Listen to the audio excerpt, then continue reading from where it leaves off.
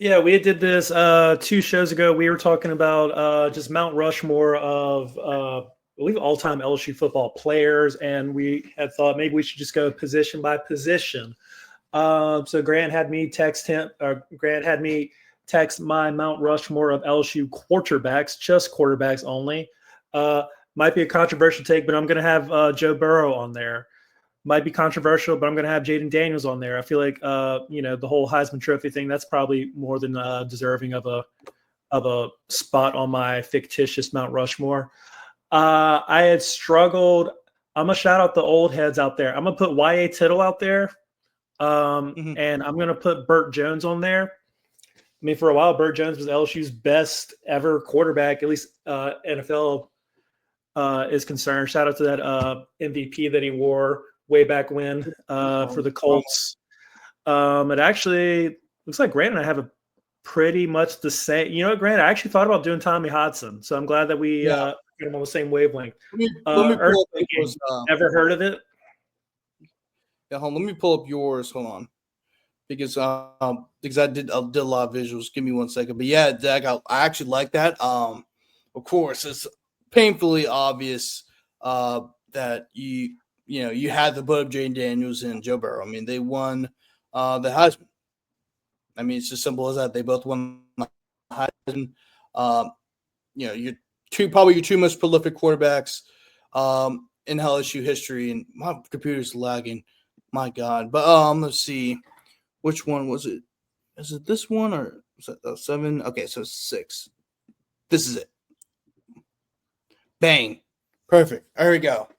Yeah, so Zach, Y.A. Tittle, of course. Y.A. Tittle is the OGs of OGs.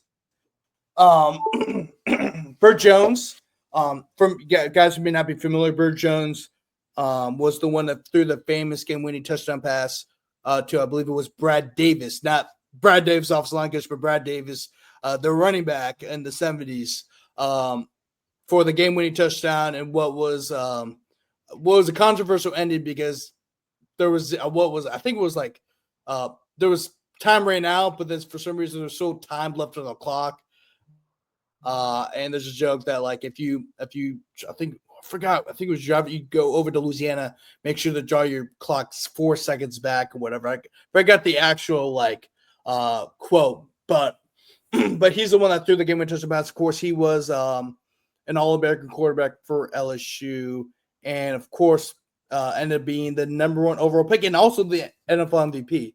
Let me pull up Burt Jones accolades real quick, but Burt Jones, of course, was a consensus All-American, so he's All-American recorded every single publication or vote or whatnot, and then also was a first-team All-SEC performer, and but yeah, so he's once. I mean, even though he really didn't start that many games, like he only started about 2 seasons for LSU, he still left his mark in LSU lore with his game-winning touchdown pass. I think it was 1970. Oh, here we go. So, was one of Jones's most famous moments came in the 1972 LSU versus Ole Miss game when he led LSU to a 17-16 last-second victory by hitting running back Brad Davis in the end zone for a touchdown as time expired.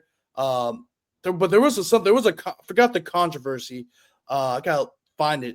Zach, if you want to pull it up, if you want to find it, because it's a very famous controversial moment in the LSU Ole Miss rivalry. If you want to look that up, but Y.A. Tittle was also the very first quarterback for LSU that ended up being a 2-time All-SEC performer.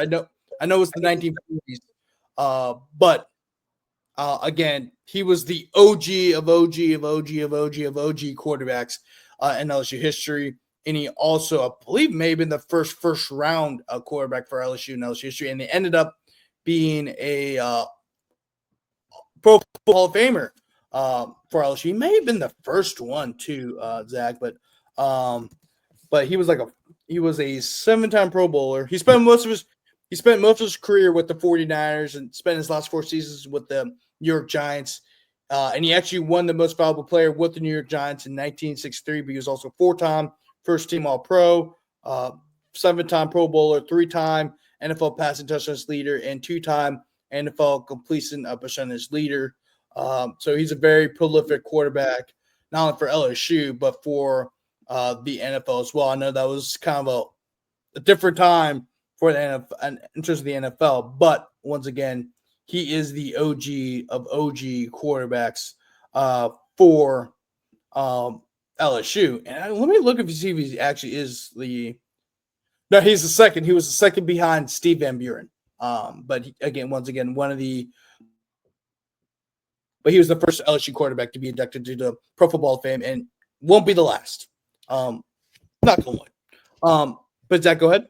I was going to say, I'm going to reserve a spot or reserve the right to eventually put Garrett Nussmeier on this Mount Rushmore if he has the type of season that I think he could have in 2025 that results in, I don't know, a Heisman Trophy or a national championship or a number 1 overall pick, or heck, why not do all three and do like Joe Burrow? If he has that type of season, I think he could work his way onto this very serious Mount Rushmore that I made up in my own head.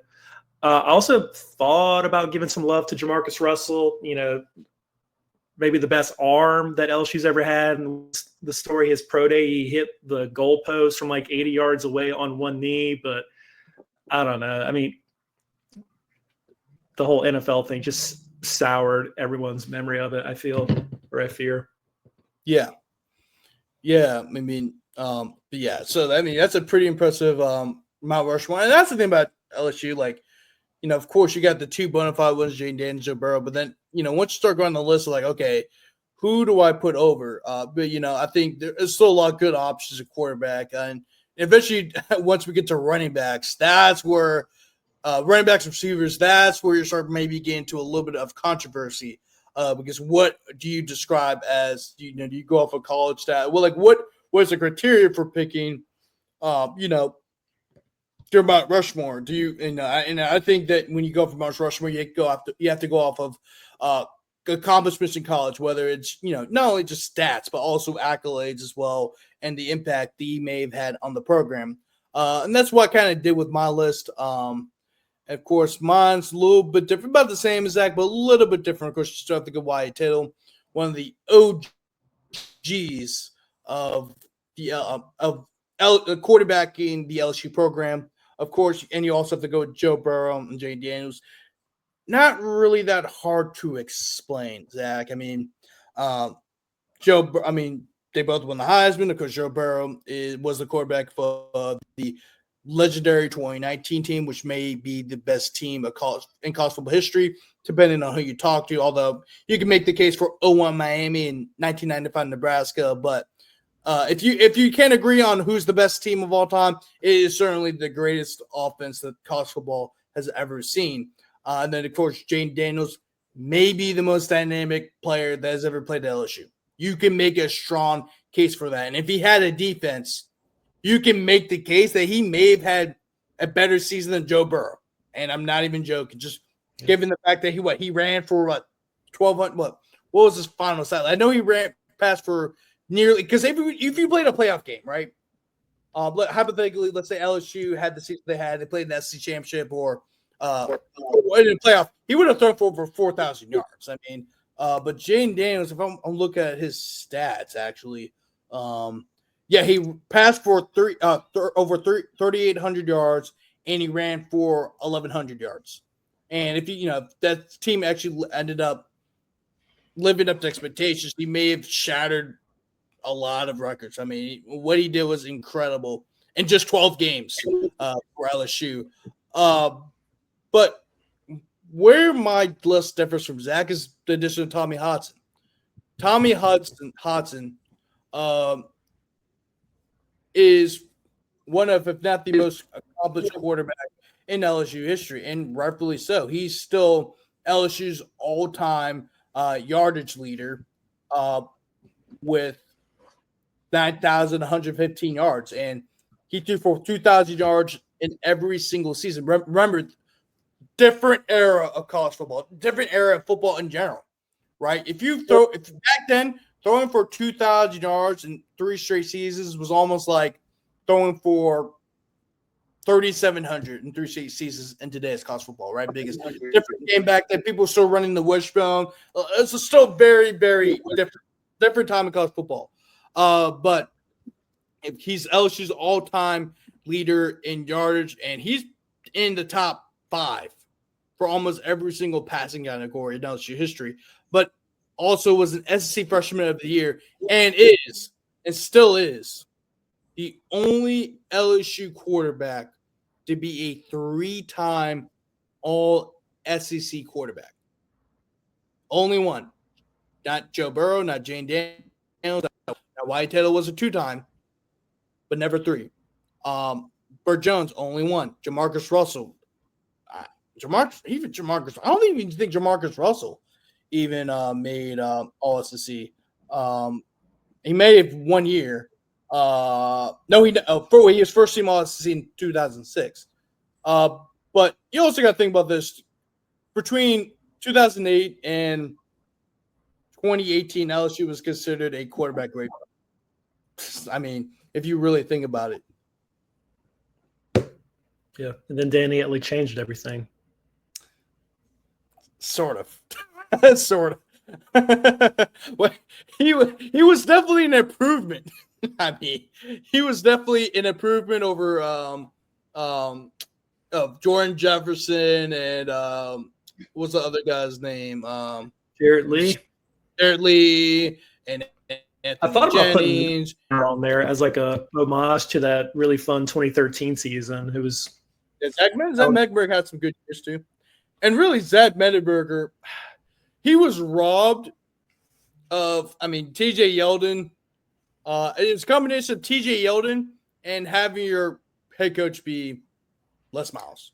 Yep. Although he did put up numbers in a Les Miles offense, but still remember who his head coach was. How far we've come. Oh God! How long were you at LSU, by the way? From 2011, and I graduated December of 2015. Oh Jesus! So I was in the peak Les Miles unraveling stuff. That was my whole Tiger Band experience. We got to come up with a Mount Rushmore for iconic Les Miles moments. We'll have to come up with something. Maybe sometime during the summer we have to, because it was being mentioned a lot where people were talking about what was the most boneheaded thing you've seen in college football history that you've seen while watching, being a fan of college football. And there's there's 2 of them. One was, of course, the iconic "What are you doing?" against Ole Miss in 2009, and of course, the LSU Tennessee ending in 2010.